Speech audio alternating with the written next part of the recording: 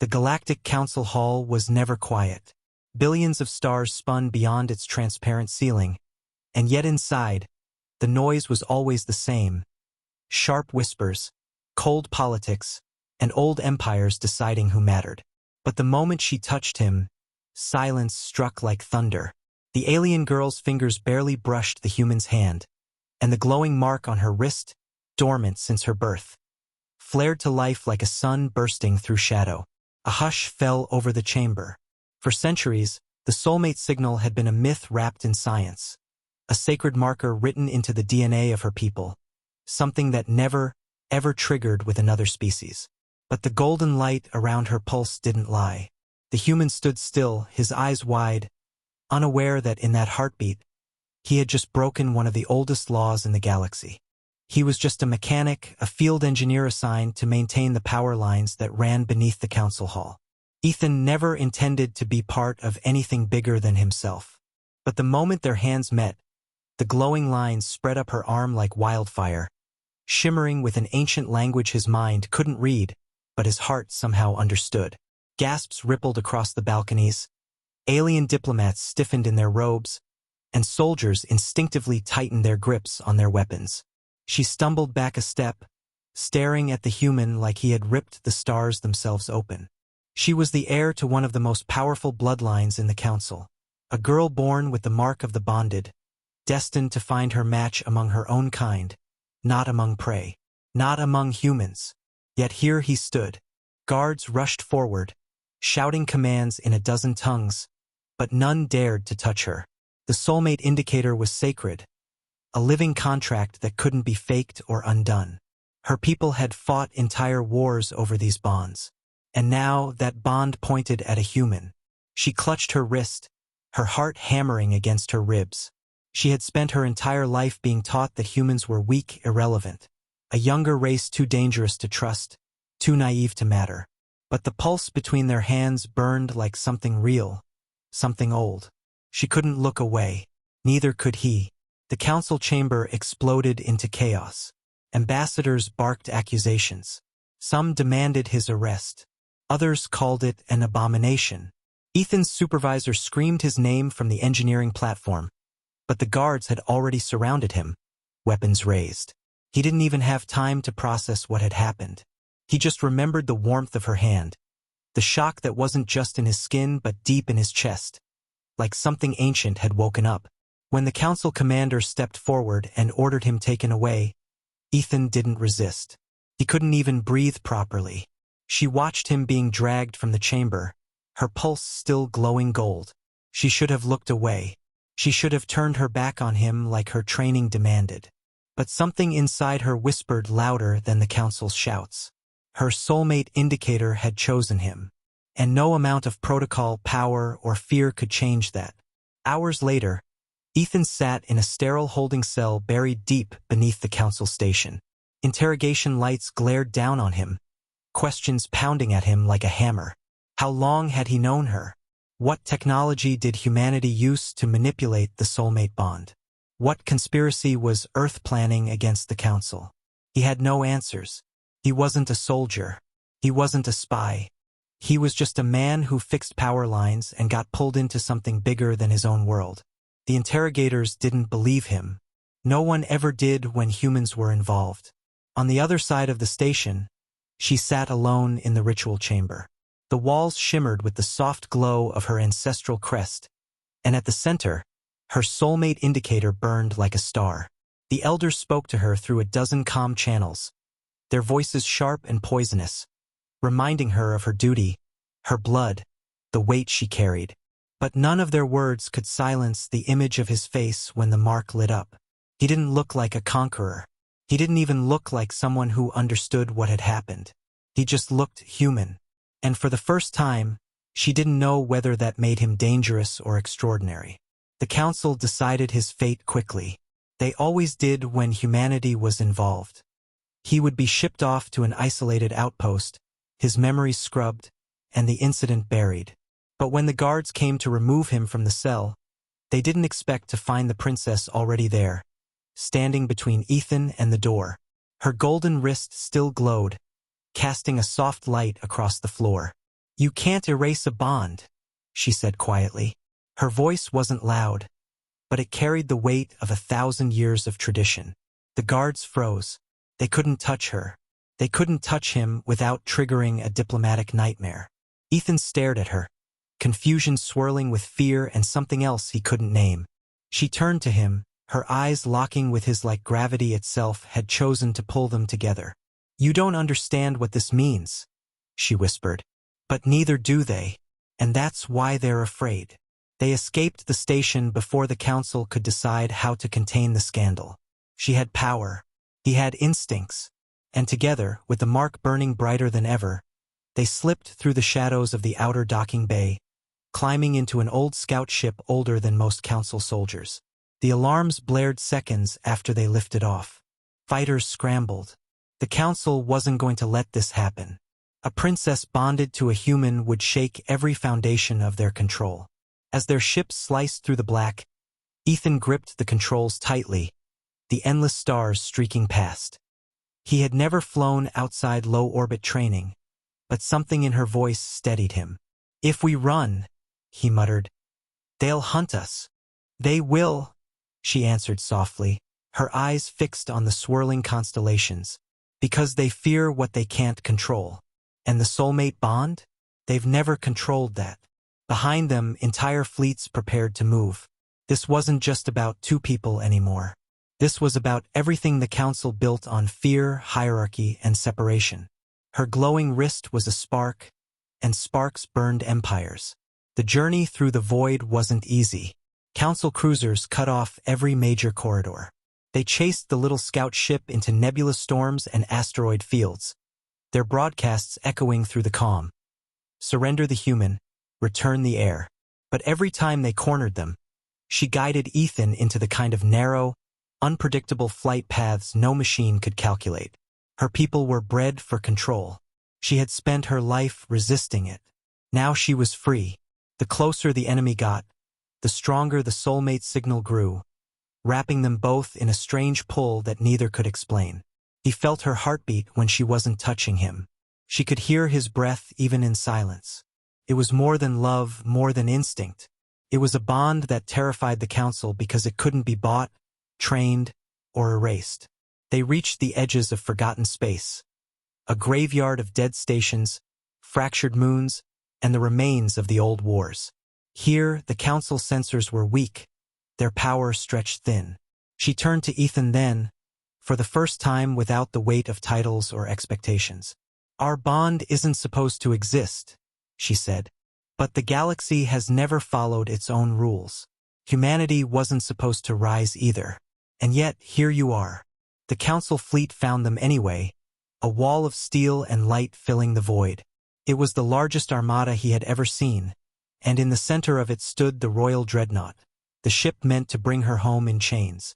She stared at it for a long time, then looked back at Ethan. He didn't speak. He didn't need to. The soulmate bond pulsed between them like a living star, and in that moment, she made a choice that would echo through every corner of space. She opened the secure frequency to the entire council and spoke, not as a princess, but as a bonded soul. "You built your empire on fear," she said, her voice calm and sharp. "But fear cannot control the stars, and it cannot control us." The mark on her wrist exploded in light, and for the first time in recorded history, every council sensor lit up with a signal they couldn't override. The soulmate bond wasn't just ancient, it was a key, and it didn't belong to them anymore. The council fleets faltered. The dreadnought hesitated. Empires cracked at their foundations, not with war, but with a truth they couldn't deny. Humanity had always been underestimated. But now, humanity wasn't just a threat. Humanity was chosen. And as their small ship disappeared into the folds of dark space, the galaxy would never be the same again. If you enjoyed this HFY sci-fi story, make sure to like, comment, and subscribe for more tales of humanity's defiance, love, and power among the stars. The night after their escape, the void outside their small ship was a blanket of endless stars, calm and cold, but inside the cabin, everything burned with quiet intensity. Neither of them spoke for a long time. The hum of the engines filled the silence, a steady rhythm against the chaos they had just unleashed. Ethan sat at the pilot's seat, his hands still wrapped around the control stick, his mind spinning with everything that had happened. He wasn't supposed to be here. He was supposed to be fixing wiring on a station, not running from an entire Galactic Council fleet with a princess whose glowing wrist could ignite a war. His breathing was uneven, but beneath the fear, something else had taken root. A steady, unshakable pull toward the girl sitting silently behind him. She sat on the floor near the viewport, knees pulled close, staring at her wrist like it wasn't a part of her. The golden glow pulsed softly, wrapping her hand in warm light. She had spent her entire life being told this mark would choose one of her kind. Someone from a noble house, someone approved, someone predictable. Not a human. Not someone who didn't belong to their empire at all. She lifted her hand slowly, watching the light reflect against the glass. It was beautiful and terrifying. Her heartbeat wouldn't slow down. For the first time, the girl who had trained her entire life for control felt like she had no control at all. She finally spoke, her voice quiet and sharp like the edge of a blade. That signal has only ever responded to my people. No outsider has ever triggered it. What happened? Shouldn't be possible. Ethan didn't turn around, his voice low, rough with exhaustion. Yeah, well, I'm pretty sure my entire day shouldn't be possible either. He tried to laugh, but it came out cracked. I was just trying to fix a power relay. Her eyes lifted, studying him carefully. His posture wasn't like the council diplomats she'd grown up around. He wasn't proud, wasn't rehearsed. He was tired and real. You don't understand what you've done, she said softly. This bond isn't just between us. When the indicator lights up, it doesn't just speak to me. It speaks to every one of my people. It's already been broadcast. The entire galaxy knows. Ethan froze at those words. He had known this was bad, but not that bad. You mean, all of them? All at once? She nodded slowly, the glow of her wrist reflecting in her eyes. To them, you're not a man. You're a threat. The council will want to control you. The royal houses will want to erase you. And there will be others. She paused, her voice tightening slightly. Others will want to use you. The words settled over him like a cold wind. He had grown up on Earth's outskirts, a place where the council only showed up to take taxes or give orders. He'd never mattered enough to be a threat. But now, the most powerful forces in the galaxy were about to tear each other apart because of a mark on her skin and his accidental touch. He rubbed a hand over his face, forcing out a steady breath. Great, he muttered. That's exactly what I needed in my life. Galactic war over a handshake. She almost smiled, but it didn't reach her eyes. This isn't war yet, she said softly. But it will be.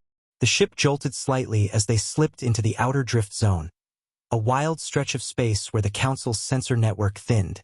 They were safe for now, but only just. Outside, the stars stretched endlessly. Inside, a fragile storm was brewing. Ethan pushed away from the controls and faced her fully for the first time since the escape. She wasn't like he'd expected an alien princess to be. She wasn't wrapped in silk or arrogance. She was raw, quiet, and dangerous, like someone who had been trained to stand alone for too long. You could have left me behind, he said suddenly. You could have let them erase me. Why didn't you? She tilted her head slightly, her silver hair catching the dim light. Because the bond doesn't lie. If I let them take you, they wouldn't just kill you. They'd dismantle everything the bond means. And if they did that, my people would lose everything that holds them together. I may not understand why this happened, she whispered, her hand brushing her glowing wrist. But I won't let them erase it. Ethan didn't have an answer. He wasn't sure he could even process what that meant. His entire life, humans had been at the edge of things. Tolerated, taxed, controlled, but never trusted. Now, somehow, the galaxy's most sacred bond had chosen him. He didn't feel special. He felt like a fuse lit in a powder room. But as he looked at her, he saw the way her voice hardened when she spoke of the council. She wasn't afraid of them. She was ready to fight them. And that realization struck him deep.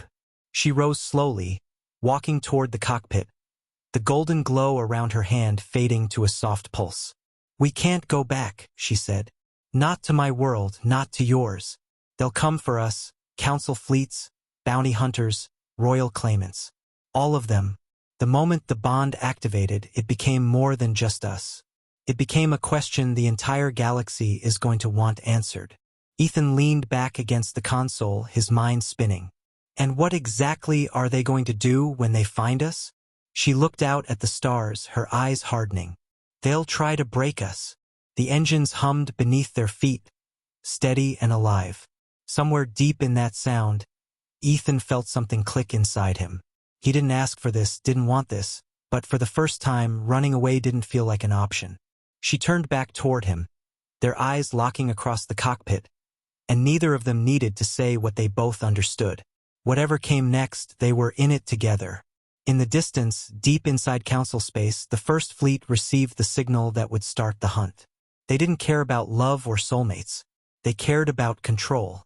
And they were about to learn what happens when humanity becomes the center of something they can't control. The transmission that changed the galaxy went out before the Council even realized what they had unleashed. Across hundreds of worlds, in royal palaces, military command bunkers, and distant colonies that barely remembered what the homeworld sky looked like, the Soulmate signal echoed like a pulse through the ancient networks. It wasn't just a glowing wrist anymore. It was a flare in the dark, a living code the alien species had carried in their bloodlines for centuries. But this time, the signal wasn't tied to one of their own. It pointed to a human, to Ethan. The reaction was instant and brutal. Royal families called emergency meetings. War councils were formed before the sun rose on half the known systems. And on Earth, for the first time in years, government channels buzzed with priority alerts stamped with the words, "Soulmate Incident." On their small, stolen scout ship, Ethan sat alone in the cockpit, staring at the endless stretch of space ahead. The stars looked beautiful and silent, but he could feel the weight pressing down on him like gravity itself. They were no longer hiding from a few guards. They were hiding from an entire galaxy. His reflection in the cockpit glass looked strange, haunted, different.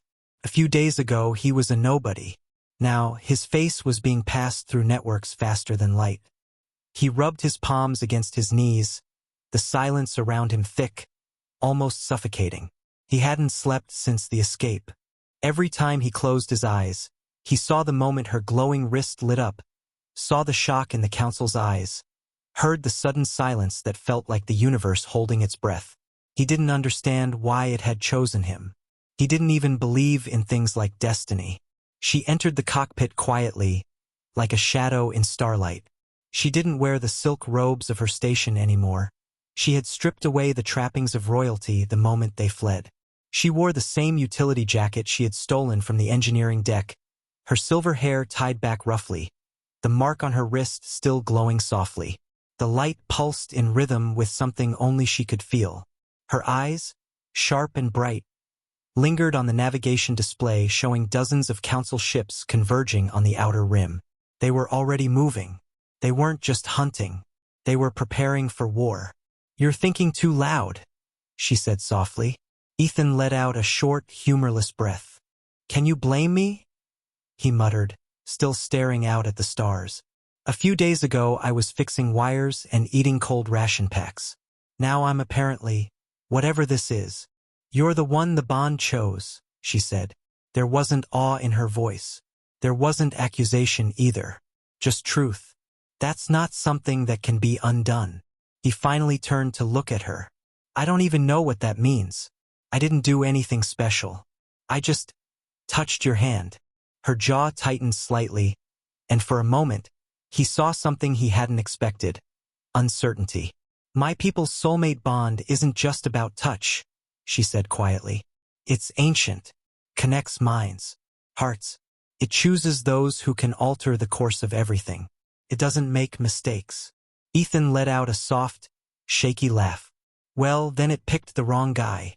She stepped closer to him, and he felt the warmth of the mark even though she didn't raise her hand. "It doesn't make mistakes," she repeated. Her eyes searched his, not like someone looking for an answer, but like someone who already knew and was waiting for him to catch up. They stood in that silence for a long moment, the hum of the engines filling the space between them. Outside, the navigation radar began to pulse softly. A new ping. Not Council ships this time, but something else, something older. Her head snapped toward the display, and her expression shifted. "That's not Council," she murmured. "That's—" She trailed off, her voice fading into something more dangerous. Ethan leaned closer to the screen. A single ship was trailing them. Not large, not a fleet, but the signal signature was unmistakable. Royal hunters. Not soldiers. Assassins. The kind sent to clean up what the Council didn't want the galaxy to see. His pulse quickened. "They found us," he whispered. "They were always going to," she answered, her voice calm but cold now, like the edge of sharpened steel. She slid into the co-pilot seat and began tapping commands into the system with practiced precision. She wasn't just a princess. She'd been trained for war. "We need to get out of their net before they pin us down." Ethan swallowed, forcing his shaking hands to steady. "I'm not a soldier. I'm barely a pilot." She glanced at him, and for the first time, a faint smile tugged at the corner of her mouth, not out of amusement but a strange, quiet trust. "Then learn fast." The hunter ship closed the distance with terrifying speed. Unlike the clumsy Council fleets, this one didn't waste energy on warnings. It wasn't here to capture. It was here to erase. A spear of crimson light cut through the black, narrowly missing their port wing. The cockpit shuddered, alarms blaring. Ethan cursed under his breath, slamming the ship into a hard bank. Gravity dragged at his chest, the stars spinning like a storm around them. The princess grabbed the auxiliary controls, moving with him in perfect sync. It startled him for a second, how she moved like she could feel his decisions before he made them. The soulmate bond wasn't just emotional. It was something deeper, threading through their instincts. She knew where he'd turn before he did. And together, they dodged the next blast, slipping between two asteroid fragments. "They won't stop," she said evenly. "They're trained for this. For me. For you." Ethan shouted over the alarms. Her gaze didn't waver from the controls. "Every air is raised knowing what happens if their bond is unacceptable. The Council doesn't allow imperfection, and they consider you the ultimate imperfection." The words hit him like a punch. He wasn't supposed to be part of their world, wasn't supposed to matter. But now, his existence was a spark that could burn their empire down. The hunter ship loomed closer, its targeting lock screaming through the cockpit. A normal pilot wouldn't have made it out alive. But Ethan wasn't alone. The bond pulsed between them like a heartbeat, her instincts threading into his nerves like muscle memory. They dove through the asteroid field like a single creature, the hunter's weapons slicing through empty space. She gave short, sharp commands, but mostly they didn't need words. For the first time since this nightmare began, Ethan stopped doubting himself. A sharp twist, a hidden thermal pocket, a burst through a dust ring. The hunter overshot the turn. Ethan slammed the reverse thrusters, pulling their little ship to a stop just long enough for the hunter to streak past. She fired their single rail charge, hitting the tail of the hunter. It wasn't enough to destroy it, but it spun the ship violently off course, crashing into the asteroid debris. For now, they were safe. Their ship drifted in the quiet shadows of the asteroid field. The radar showed the hunter's signal fading behind them, damaged but not dead. Ethan slumped back in the seat, breath heaving. His hands still trembled, but beneath that fear was something else, something sharper. She leaned back too, exhaling softly, the glow on her wrist steady. "They'll keep coming," she said. That was only the first. Ethan stared at the stars ahead, his heartbeat loud in his ears. "Then we don't just run. We make them regret chasing us." The bond pulsed between them again, stronger than before. For the first time, she didn't see a terrified human. She saw a storm, and she smiled. Not like a princess, but like a warrior who had just found her match. Far beyond them, the Council prepared its fleets, still believing they controlled the game. They didn't realize the rules had just changed. The asteroid field drifted silently in the darkness like the bones of a long-dead world, broken fragments spinning slowly under the distant light of a dying sun. Ethan's hands were still tight on the controls, his pulse racing even though the hunter's signal had faded into static. The ship floated in the shadow of a massive asteroid, tucked into a natural pocket where scanners would have to work hard to find them. For a moment, the galaxy felt still. But stillness in space was a lie. It was the thin calm before the next storm. The princess sat across from him, her sharp profile outlined against the soft glow of the console, her wrist still faintly illuminated with the golden mark that had caused all of this. The mark pulsed like a heartbeat, steady and warm, as if it knew something they didn't. Ethan leaned back slowly, running a hand over his face, the weight of the past few hours pressing down on him like the vacuum itself. "You weren't kidding," he said quietly. "They really want to erase this. Erase me." She didn't look away from the viewport. "They have to," she said softly. "If they accept this bond, it would mean everything they've built, the hierarchies, the bloodlines, the centuries of control, means nothing. If a human can be chosen, then anyone can. And if anyone can, their power is worthless." He stared at her, the full weight of her words slowly sinking in. This wasn't just about the two of them. This was about a system so old and rigid that it would rather burn everything than accept change. "You're saying they'd start a war over this?" Her silver eyes turned to him, sharp and unflinching. "No, I'm saying they already have." Her voice held no doubt, only the cold clarity of someone raised in a palace where truths like that were taught early. She had spent her life being a symbol, a piece on the council's board. Her bond was never meant to be hers. It was supposed to cement alliances, keep old empires tied together. She had grown up believing the bond was sacred, but now she saw the truth. It wasn't sacred. It was control, and Ethan's existence had cracked that control open. He exhaled slowly, a bitter laugh caught somewhere in his chest. "I didn't ask for any of this. I didn't even know what a soulmate indicator was a week ago. I was just trying to keep the station's power grid from frying my eyebrows off." "I didn't ask for it either," she replied quietly. "But the bond doesn't care what we want. It's older than both our species combined." Silence wrapped around them again, thick and heavy, but this time it wasn't just fear. There was something else beneath it. The bond pulsed gently, syncing their heartbeats without them even noticing. She had been taught all her life to fear vulnerability, to hold power like a blade. But sitting in the quiet with this human, she felt something dangerous, something she had never been allowed to feel. Choice. The ship's sensor array blinked softly. Ethan stiffened immediately, but she raised a hand to stop him. "Not Council," she said before the console even finished processing the signal.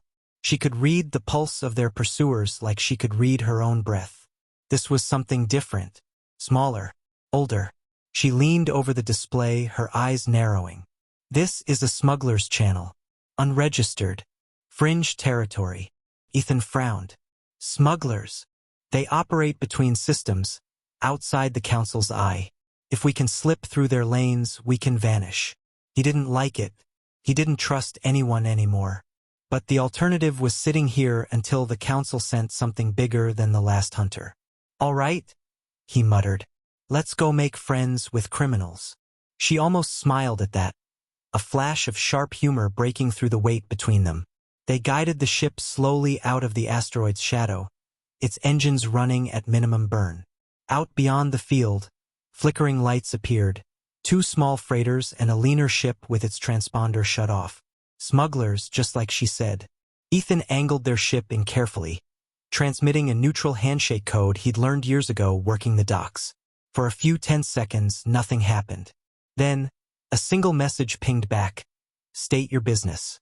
She leaned over and whispered something in her native tongue, a short phrase that translated roughly to temporary alliance.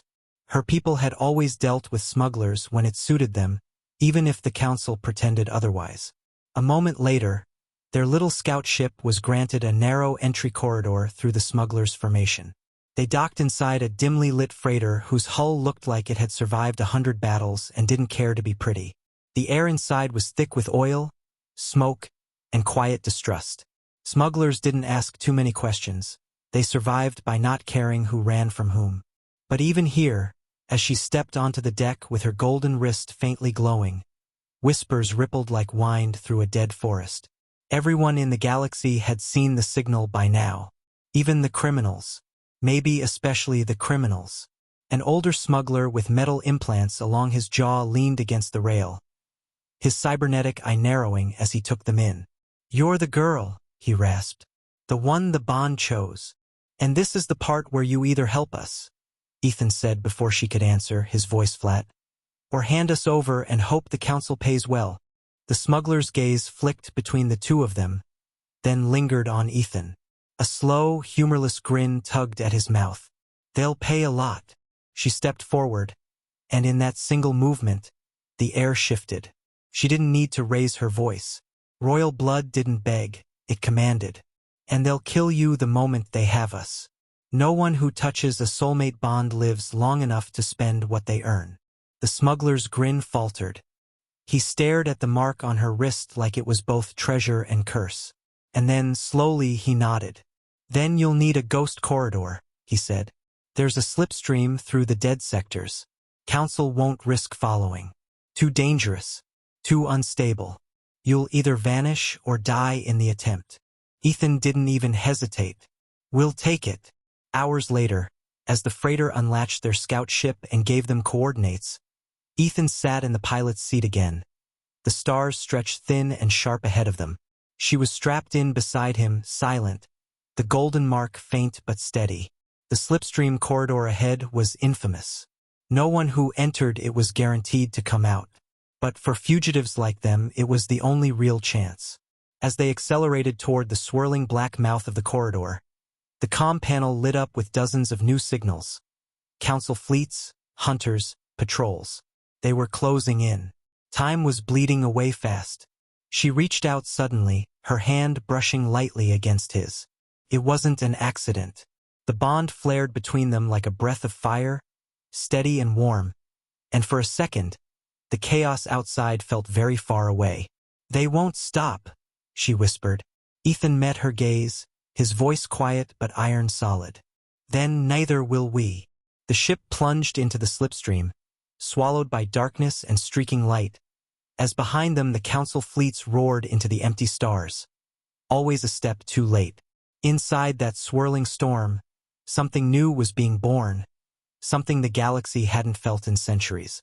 The bond wasn't just a signal anymore. It was a defiance, a spark, a promise.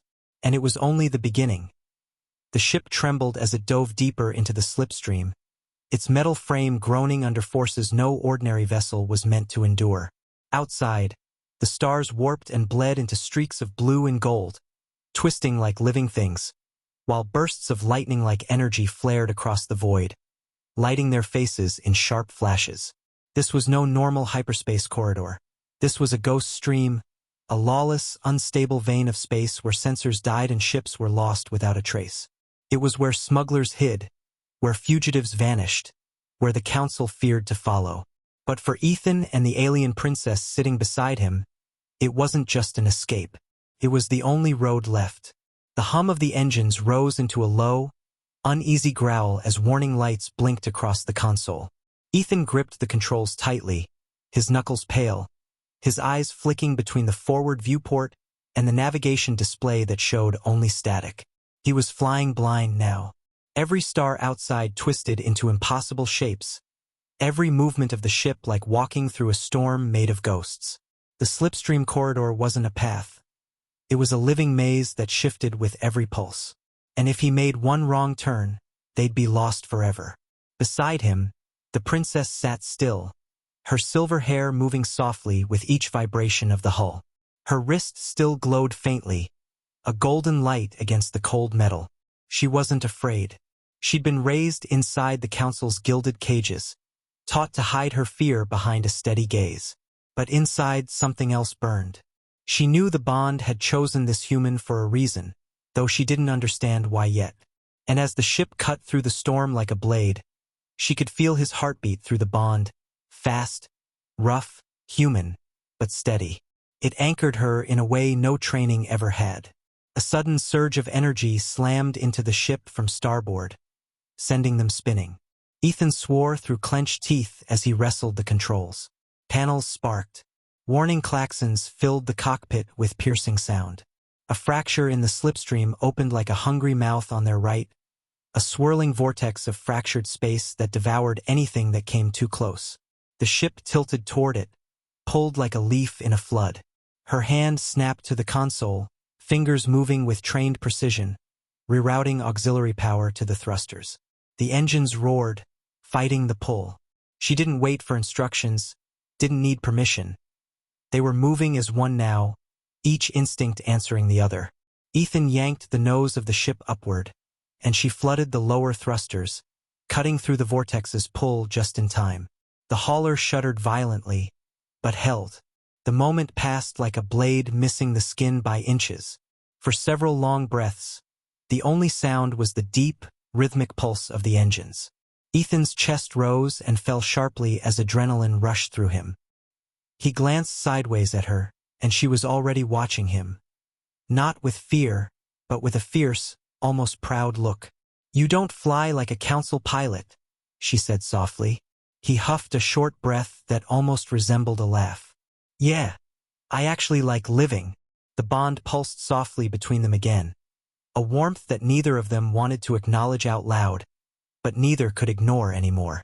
She turned back to the viewport, but she could still feel the rhythm of his heart beating against hers through the connection, like two threads woven into the same fabric. Then the storm changed. A new ripple cut through the slipstream, a shadow moving against the flow. Ethan stiffened, leaning forward. "Tell me that's not what I think it is." She narrowed her eyes, sensing it too. "They followed us. It wasn't possible. Or rather, it wasn't supposed to be.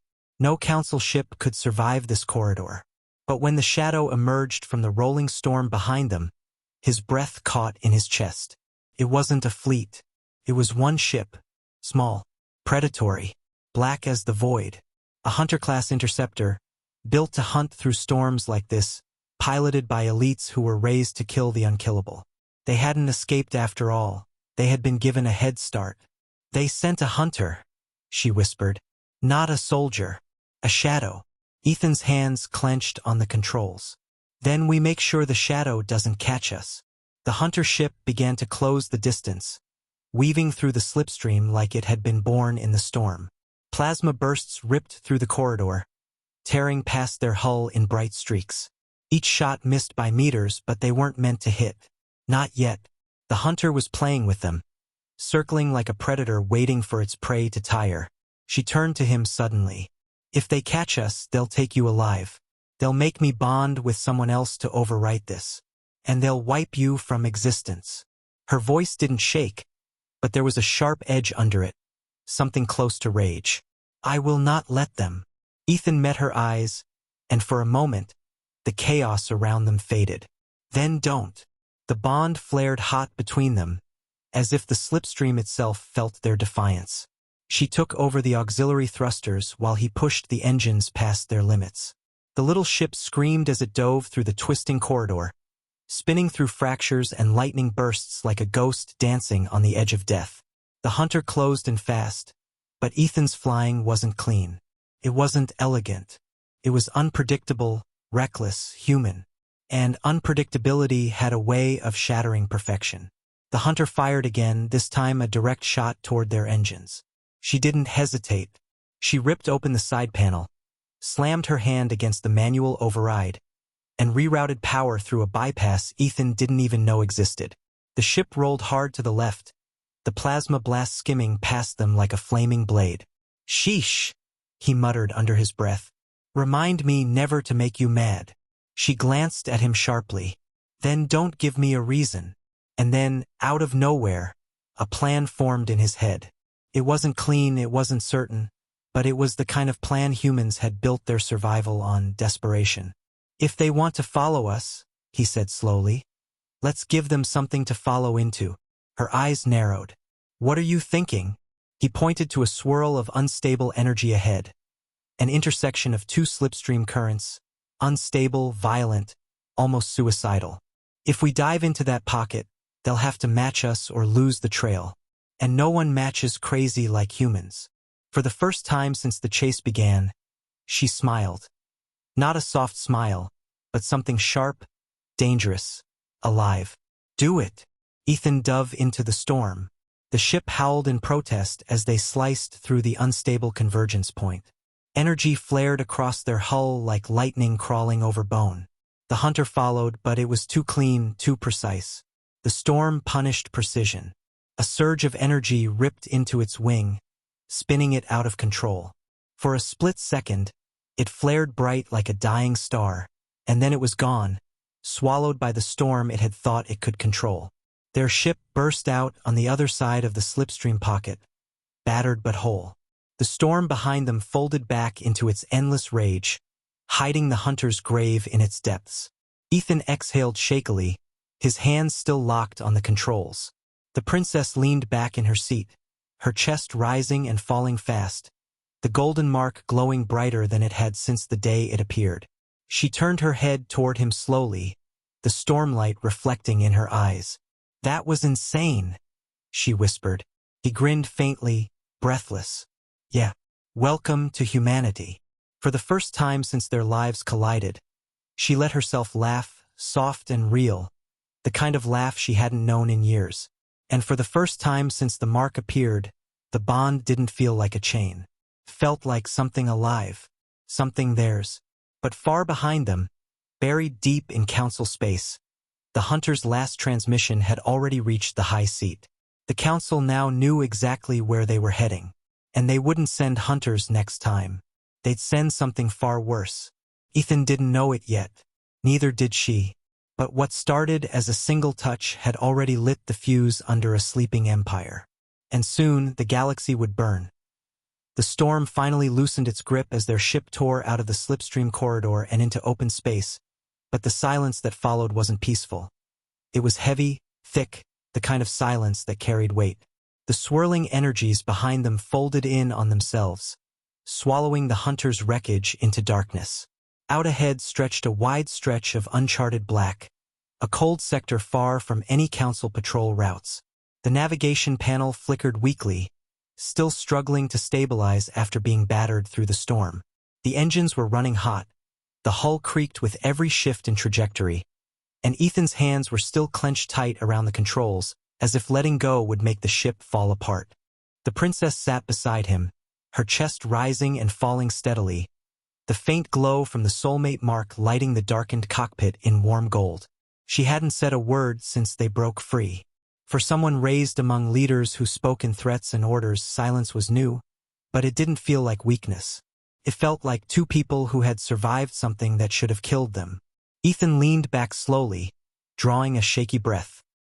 His heart was still pounding in his ears, and the aftertaste of adrenaline clung to his tongue like metal. "We're alive," he whispered, half in disbelief. She turned her head slightly, and the corner of her mouth curved. Not quite a smile, not quite relief. "For now," she said softly. Ethan let out a low, tired laugh, but it didn't reach his eyes. His hands finally loosened around the yoke, and the little ship steadied itself in the dark. Stars spread out around them like diamonds scattered on black glass. It should have been beautiful, but Ethan couldn't shake the feeling that they were standing on the edge of something much bigger than themselves. "I didn't think we'd make it out of there," he admitted quietly. "That hunter, that thing was built to end us." Her gaze returned to the viewport, to the endless stretch of nothing. "They underestimated you," she said simply. He blinked, caught off guard. "Me? Yes," she said. "They trained for predictable enemies, council ships, tactics they've used for centuries. But you," her eyes flicked toward him, sharp and steady, "you fly like someone who isn't playing their game. You survived because you don't follow their rules." Ethan didn't know how to respond to that. He'd never been anyone's weapon. He'd never been the center of anything. He fixed broken panels, sealed air leaks, and patched failing power relays. He wasn't a hero. He was a mechanic who happened to touch the wrong girl at the wrong time. But the way she said it, like it was a fact carved into the stars, made something inside him tighten. Maybe she saw something in him he hadn't learned to see himself. She leaned forward, tapping a sequence into the console. A map flared to life between them, glowing faintly against the dark. "This is where we are," she said, pointing to the blinking at the edge of the chart. "This region isn't patrolled. The council considers it a dead zone. But it's not empty. There are colonies here, independent ones. They've lived outside council law for decades. If we reach them, we might have a chance to hide." Ethan studied the map. The dead zone wasn't just far. It was cut off, surrounded by unstable jump points and radiation belts that made travel dangerous. "Might," he repeated softly. "Not a lot of confidence there." She met his gaze. "There's no safe place for us anymore. But out here, they'll have to work harder to find us. And harder means time. We need time." Ethan nodded slowly, understanding what she wasn't saying. Time to regroup. Time to think. Time to stop running and start deciding who they were going to be in this war that neither of them asked for. She looked down at her wrist, at the glowing mark that pulsed softly like a heartbeat. "This bond," she whispered. "It wasn't meant to exist between us. My people believe it's destiny. The council sees it as a weapon. But Her voice faltered for the first time, just barely. "I don't know what it is anymore." Ethan's throat tightened. Not out of fear, but something deeper. He'd thought of the bond as a curse since the moment it lit up. But now, seeing the way her voice trembled on the edge of something she wasn't used to, uncertainty, made him realize it wasn't just his life that had changed. Hers had shattered too. She'd been raised as a princess in a system that decided every breath she took. And now that system wanted her erased for touching the wrong person.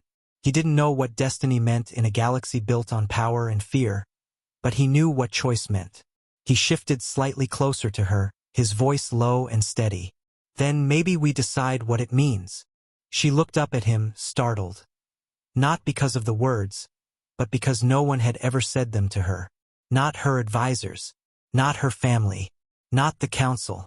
For a moment, the war fell away, and she saw not a mechanic, not a symbol of rebellion, but a human who wasn't afraid to look at her as just a person. Before she could speak, the console chimed sharply. Ethan's eyes snapped to the radar. A new signal was approaching fast. Unidentified, no council markings, but large. Her fingers flew across the controls, opening the comm interface. The signal wasn't hostile, at least not yet. It was a local transmission, old and cracked. A man's voice, filtered through static, echoed through the cockpit. "Unmarked vessel. You're in restricted fringe territory. Identify yourself, or turn around before we turn you into dust." Ethan exhaled slowly. "Friendly Neighborhood Welcome Committee," he muttered. Her lips pressed into a thin line. "We need them more than they need us." She switched on the comm, her voice suddenly carrying the steady, commanding weight of a royal, though she no longer wore the title. "This is an independent vessel seeking passage and safe docking. We are not with the council." There was a pause, then a harsh laugh through the speaker. "No one says they're with the council out here. That's not good enough, sweetheart." Ethan's hand twitched toward the comm to snap something back, but she stopped him with a look. Then, slowly, deliberately, she raised her wrist to the screen. The golden light flared, casting its soft glow through the cockpit. Even through the static, there was a sharp intake of breath on the other end of the line. Everyone in the galaxy had seen that light. They knew exactly who she was. "Well," the voice said after a long, tense moment, "looks like trouble just came knocking." Another pause. "Dock at grid 7. But if this is a trap, I swear I'll blow you out of the stars." The signal cut off. Ethan leaned back in his chair, his chest tight. "They know," he said quietly. "They all do," she answered. "And that's why they can't ignore us." Their ship approached a hidden fringe station orbiting a fractured moon, the metal structure sprawling out like a spiderweb of old ships welded together. It was ugly, unstable, but alive. Lights flickered dimly across its surface. This wasn't a place where rules lived. It was a place where outlaws, rebels, and forgotten people carved out survival. As they drifted closer to the docking ring, Ethan felt the weight of their situation settle in his bones. This was more than a hiding place. This was the place where the war would start to grow. Because out here, away from the council's control, stories spread like fire. And nothing burned faster than a story about a bond that shouldn't exist. The docking clamps locked with a hiss, and the engines powered down with a tired sigh. The princess stood, her steps sure and silent, the golden mark glowing brighter now than ever. She turned to Ethan, and for a heartbeat they weren't fugitives, they were something bigger, a symbol the council hadn't planned for. "They'll come for us again," she said quietly. Ethan met her gaze and answered with a steady nod. Then let them. Out beyond the edges of known space, a storm was gathering. Not a slipstream storm, not a hunter's chase, but something much larger. A war of belief, a war of control, a war that had just found its spark. And that spark was them.